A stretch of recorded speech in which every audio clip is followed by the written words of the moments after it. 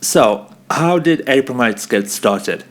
Well, I started back in 2008, and at the time I was a high school teacher. I was in my first year teaching, in fact, and we just were not making ends meet.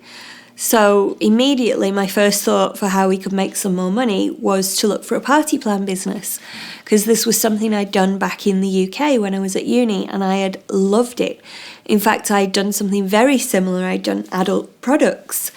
And yeah, I loved it. I made great money from it. In fact, it was how I managed to save up enough money to come to Australia in the first place. So, of course, it was the first thing I thought of doing.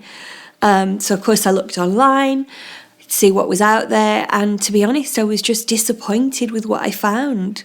It was either companies that wanted me to spend $600 up front to buy a kit, and that was money that we just didn't have, or, really complicated commission structures that I couldn't really understand and were certainly not what I was used to, or even really just companies that were just not appealing to women in any way.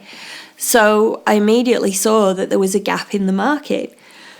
And then it began from there, really. I spent maybe 7-8 months researching, building a business plan.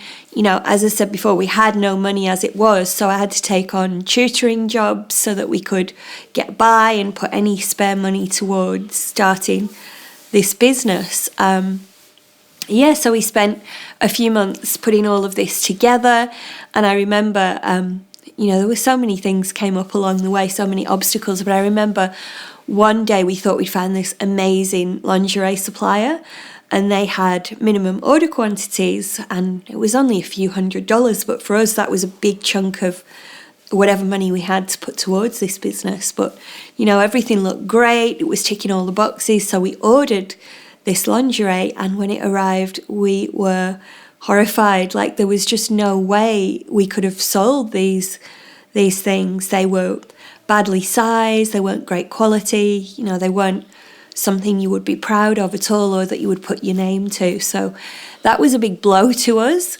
at the time. And I say us because I just got married at the time, and my husband had finished a design degree. So he worked on all the catalogue side of the business, the website, anything that needed that creative eye that I certainly didn't have. And between us, in those 7 or 8 months leading up to a school holiday period, we got it all together, we got it ready to go. And then I had a suitcase full of toys, and I was ready to start booking in parties with friends, which I did, and that's really where it began. Initially, it grew slowly, but the parties themselves were a huge hit. I think I was right that there was a demand for what we were doing. I'd done lots of research on sexual well-being and on the products, so I was able to give people not only a fun experience at the party, but also something educational. They could take it home and really use that knowledge to improve their sex lives and their relationships. So yeah, the parties just took off, and then slowly people started to join the team, and it really did grow very organically from there, by word of mouth really, because we certainly didn't have advertising budgets or big money to put into that. And now 14 years later, we have a team of about 600 ladies all across the country.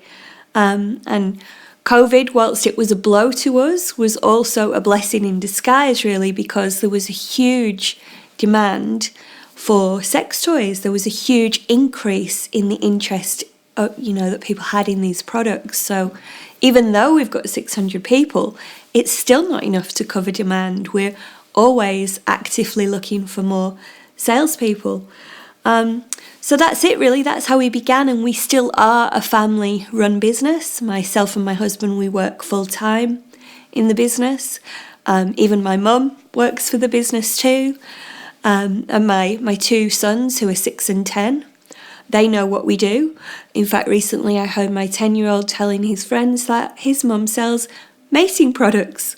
So yeah, that's our start.